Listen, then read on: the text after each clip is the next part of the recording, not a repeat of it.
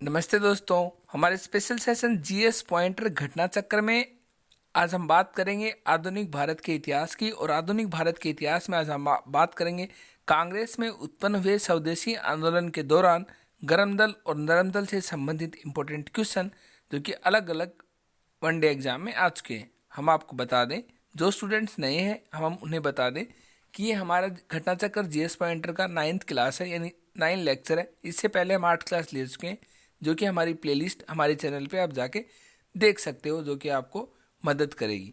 चलो स्टार्ट कर दें आज का सेशन।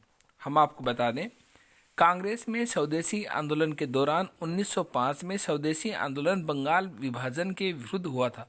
1905 में जब लॉर्ड कर्जन ने, हमारे तत्कालीन वायसराय ने, बंगाल का विभाजन की घोषणा कर दी तो हुआ भारत में शुरू स्वदेशी आंदोलन, जो कि बंगाल से शुरू हुआ था। और उसी दौरान कांग्रेस में दो दल ज़्यादा उभर के आए, नरम दल और गरम दल। बात करें गरम दल की, तो गरम दल में थे लाल लाला लाजपत राय, बाल गंगाधर तिलक और विपिन चंद्र पाल और अरविंद घोष जैसे नेता। वहीं बात करें नरम दल में, तो नरम दल में थे गोपाल कृष्ण गोखले, दादा भाई नौरोजी आदि नेता। चलो स्टार्ट करते हैं इनसे संबंधित इंपोर्टेंट क्वेश्चन।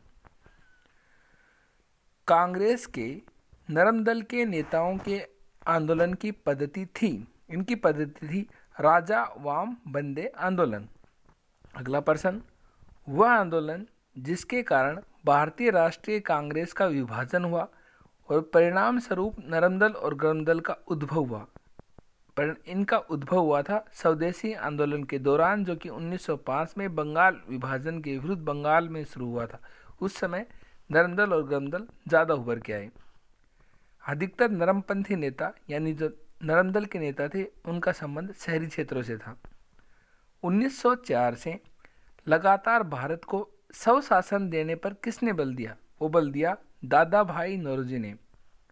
अगला प्रश्न, बाल गंगाधर तिलक, मदन लाल, उधम सिंह तथा गोपाल कृष्ण गोखले में उग्रपंथी नहीं था, यानी इन नेताओं में से वो नेता बताइए जो कि नरम दल से संबंध रखते हैं, जो कि गरम दल से संबंध नहीं रखते।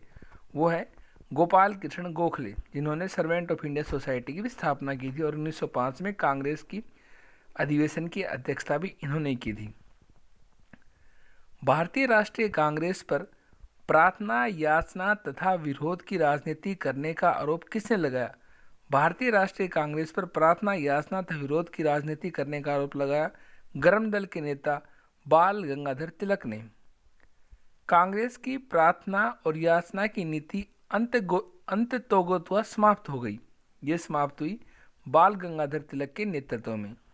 भारतीय राष्ट्रीय आंदोलन नरमपंथियों के प्रभावाधीन में कब आया? भारतीय राष्ट्रीय आंदोलन गरमपंथियों के प्रभावाधीन में कब आया? वो आया 1906 के बाद।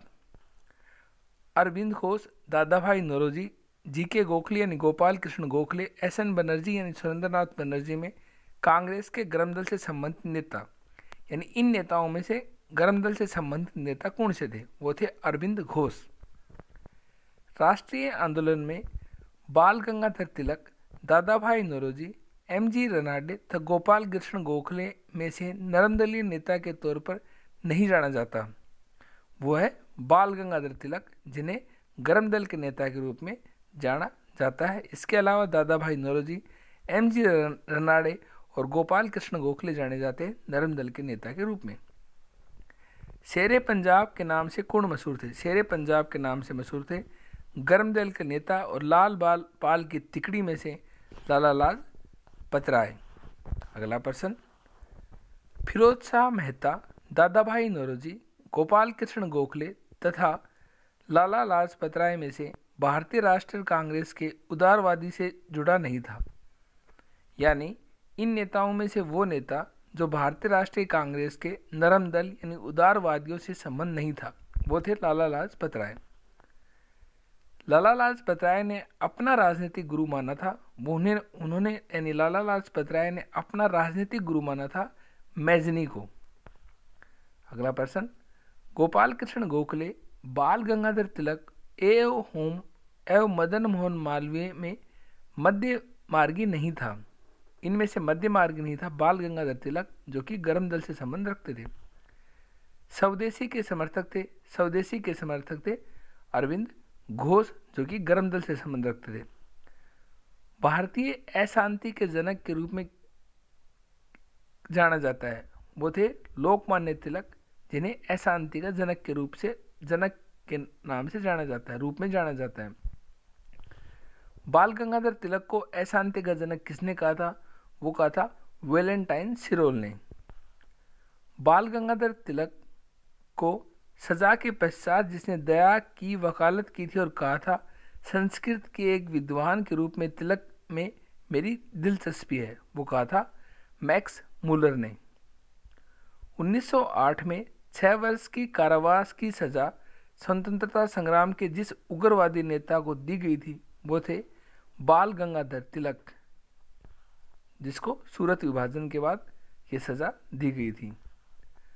भारत के स्वतंत्रता आंदोलन के प्रारंभिक दौर में उग्रवादी विचारधारा को निरूपित करता था।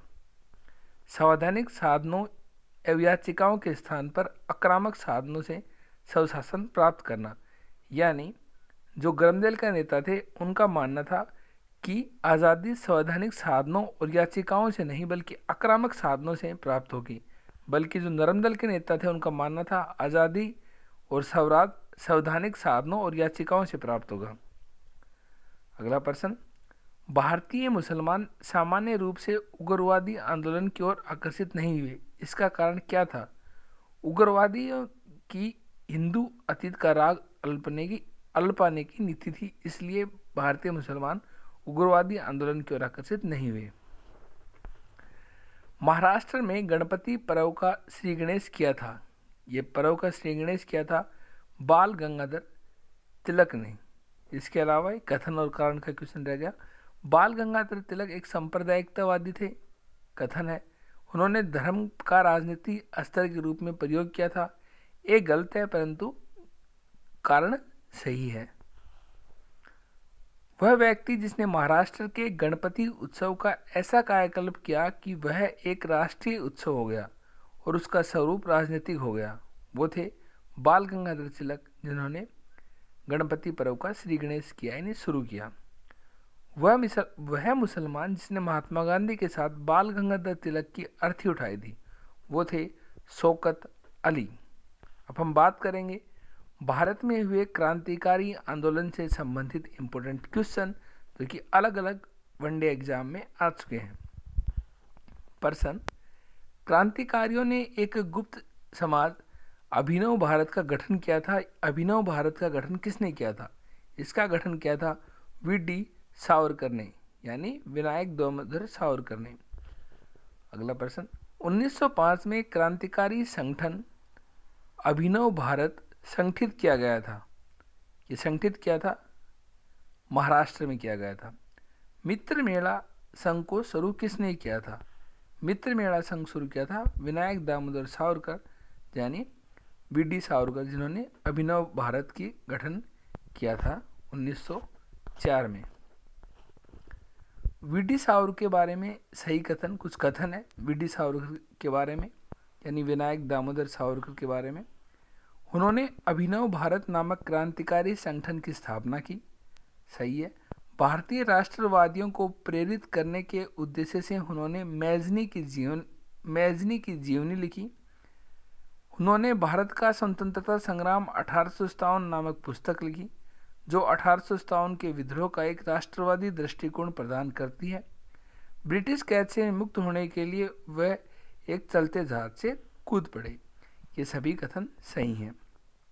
अगला प्रश्न, हेडगेवर को राष्ट्रीय स्वयंसेवक संघ की स्थापना, यानी हेडगेवर ने, जो आज आरएसएस है, इसकी स्थापना की थी 1925 में।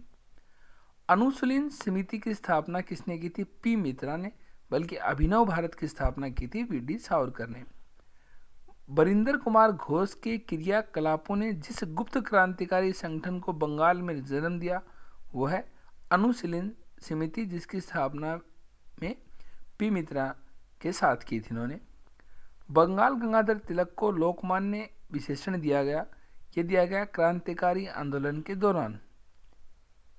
स्वतंत्रता आंदोलन के क्रांतिकारी आतंकवादियों के पहले महत्वपूर्ण साहसिक कार्य डकैती का स्थान था पूर्वी बंगाल में।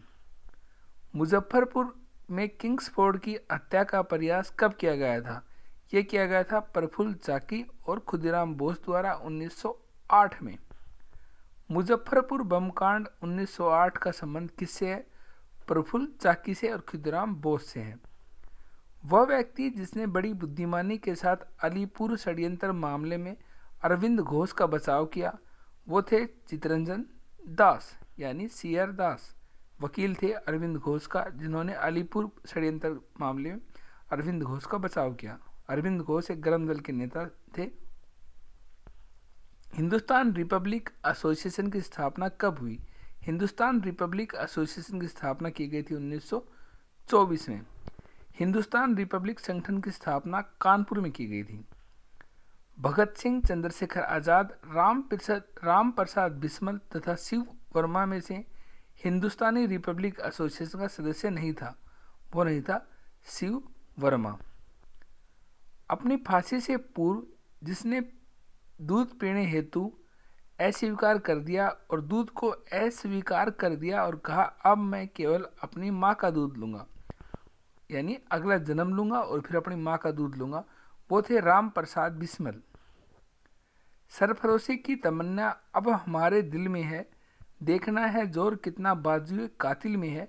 ये पंक्ति किसने लिखी थी? ये पंक्ति लिखी थी राम प्रसाद बिस्मिल, जिन्होंने अपने फांसी से पूर्व दूध पीने से मना कर दिया और कहा अब मैं केवल अपनी माँ का ही दूध लूँगा।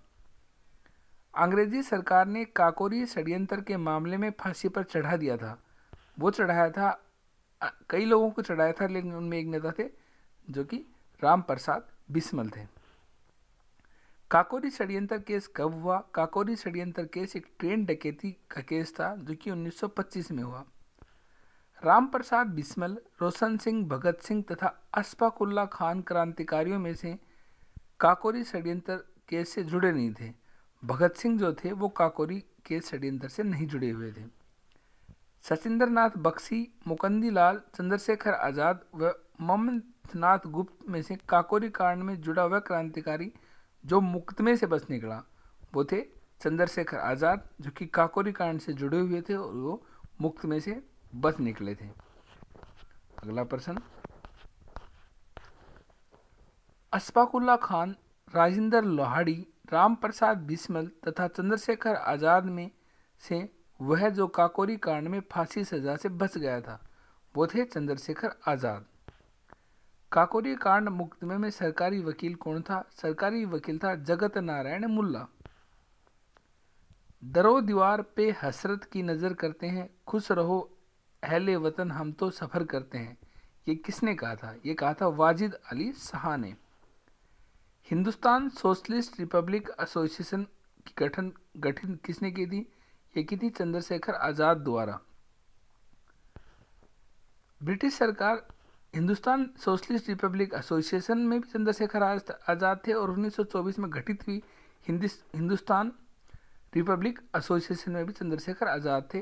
हिंदुस्तान रिपब्लिक एसोसिएशन जो 1924 में गठित हुई थी, काकोरी कांड के बाद वो लगभग खत्म हो गई थी। उसके बाद 1928 में यह हिंदुस्तान सोशलिस्ट रिपब्लिक एसोसिएशन गठित की गई थी, जिसमें चंद्रशेखर आजाद, भगत सिंह आदि नेता थे, आदि क्रांतिकारी थे, नेता नहीं थे। बहरी ब्रिटिश सरकार को सुनाने हेतु केंद्रीय विधानसभा में अप्रैल 8 1929 को बम फेंका था।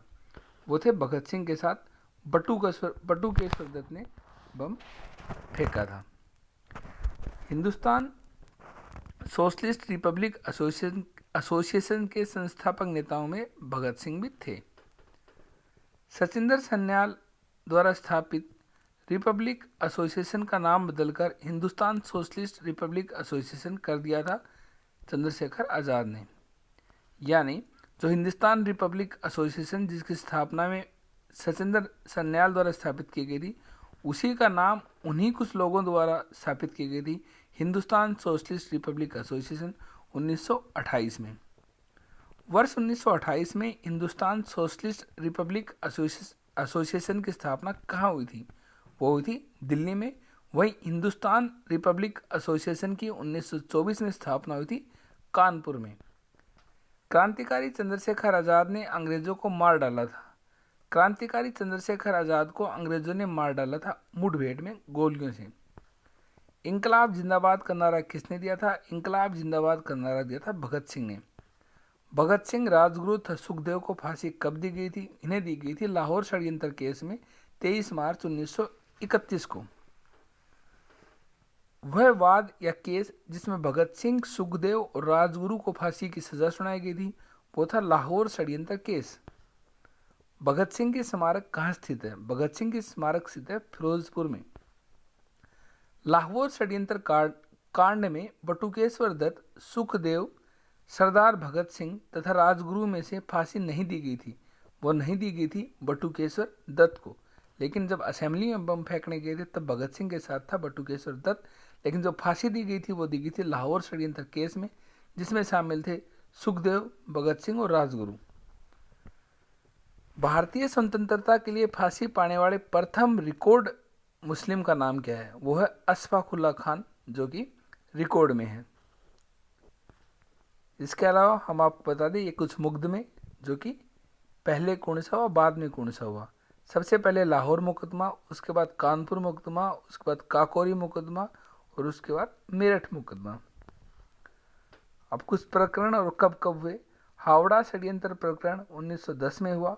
विक्टोरिया षड्यंत्र प्रकरण 1914 में हुआ। लाहौर षड्यंत्र प्रकरण 1916 में हुआ और 1930 में भी हुआ। और 1930 में जो लाहौर षड्यंत्र प्रकरण हुआ था उसी में के चलते फांसी दी गई थी भगत सिंह को, भगत सिंह, राजगुरु और सुखदेव को।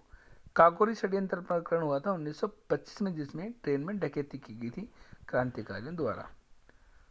मुजफ्फर अहमद एस डांगे, शौकत उस्मानी तथा नलिनी गुप्ता जिस षड्यंत्र के लिए कैद गए थे वह कौन सा था? वो था कानपुर बोल्शेविक षड्यंत्र कांड। अगला प्रश्न, प्रसिद्ध चटगांव शस्त्रागार दावा आयोजित किया गया था, किसके द्वारा किया गया था? ये सूर्य सेन द्वारा। स्वतंत्रता संग्राम के सबसे कम आयु के शहीद थे खुदीराम बोस, जो कि मुजफ्फर कांड में शामिल थे 1908 में। अभिनव भारत की स्थापना वी.डी. सावरकर यानी विनायक दामोदर सावरकर ने की थी। अनुशीलन समिति की स्थापना अरविंद घोष ने की थी। गदर पार्टी की स्थापना लला हरदयाल ने की थी और स्वराज पार्टी की स्थापना 1923 में सी.आर. दास ने की थी। फिर से अभिनव भारत की स्थापना वी.डी. सावरकर ने की। ये अभिनव भारत की स्थापना, ये सही नहीं लग रही यार ये, चलो आगे चलते हैं। चटगांव शस्त्र हमला सूर्य सेन के नेतृत्व में हुआ था। काकोरी षड्यंत्र राम प्रसाद बिस्मल। लाहौर षड्यंत्र जतिन दास का संबंध था, क्योंकि जतिन दास वो थे जो कि लाहौर षड्यंत्र के दौरान भूख हड़ताल से मर गए थे। और गदर पार्टी की स्थापना लाला हरदयाल का संबंध था। जतिन दास जिस आरोप में बंदी बनाए गए थे वो थे लाहौर षड्यंत्र में। जेल में भूख हड़ताल के कारण जिस स्वतंत्रता संग्राम सेनानी की मृत्यु हुई वो थे जतिन दास।